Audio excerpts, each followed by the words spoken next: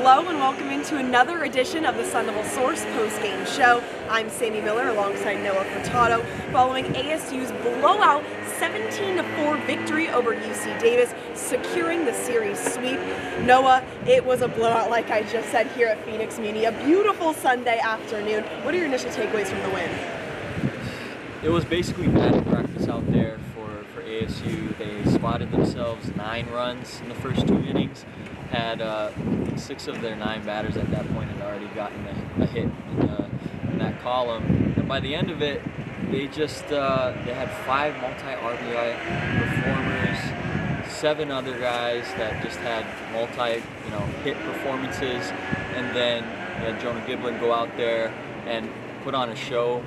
He didn't have electric stuff, but he, a show to Willie Bloomquist at this point is throwing strikes, letting the field play behind him. He had maybe 3 or 4 strikeouts throughout his 5-inning outing, but gave up no runs, no walks, and essentially let everything just come to him. And he talked about that in the post game. And like you mentioned, head coach Willie Bloomquist has said time and time again they want to have a strong start, and Jonah Giblin gave them that strong start, pitching the first 5 innings. So this was also his first time ever taking the mound in a Sun Devil uniform. What did you think about his first performance? Not just first time in a Sun Devil uniform, but first time at the Division I level. Giblin had started at Oregon State, didn't play there at all in his true freshman year, and then ended up going to community college.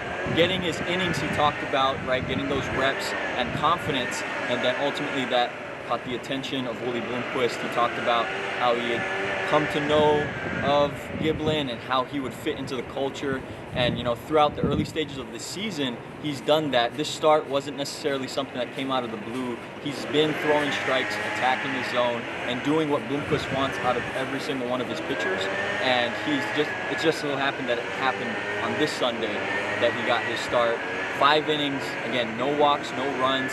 That's one of the best, I'd say, from an ASU starter this season, just in terms of what Bloomquist is looking for after a season last year in which they had struggles with big innings, lots of walks.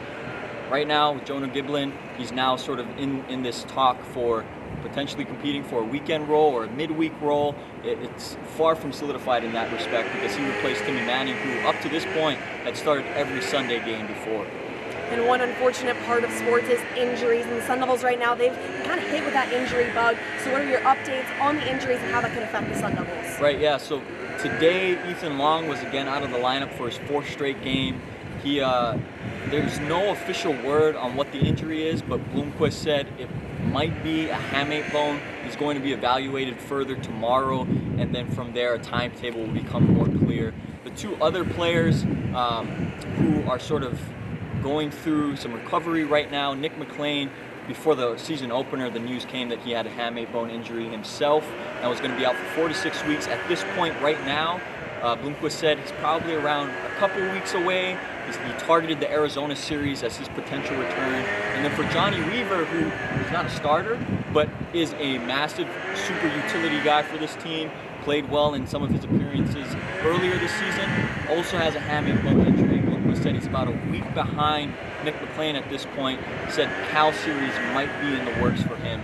But with those guys out, they still have quite a bit of talent to essentially fill in the gaps in their absences. And Bloomquist had talked about that as sort of a way that he's using it to keep guys sharp, keep them in check, and make sure that there's no sense of complacency from game to game, because he said that he's felt that for his team at times this season, especially when they went through this past bad stretch before the UC Davis sweep. Speaking of bad stretches, they were able to snap that losing streak, and they won 3 in a row this weekend. So they look to continue that success on Tuesday when they face Utah Tech, and then later on that weekend when they have their first Pac-12 opponent, Utah. But that's all the time we have on today's edition of the Sun Devil Source Post Game Show. Enjoy the rest of your Sunday.